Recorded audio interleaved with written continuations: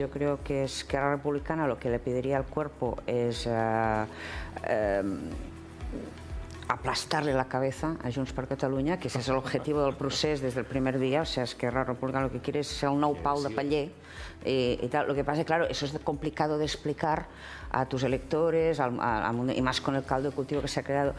Yo creo que sí, que ellos preferirían una especie de tripartito encubierto, en la línea de lo que tú decías, pero que esto no es fácil de hacer. Ahora, podemos llegar a soluciones o situaciones, más que soluciones inesperadas, por mero descarrilamiento, o sea, por mera incompetencia de los actantes. O sea, que tú puedes tener un plan que puede salir bien o mal. Entonces, yo no me atrevo a hacer ningún pronóstico, no me fío de ninguno y creo que no és evident, que el que va ocórrer no és evident.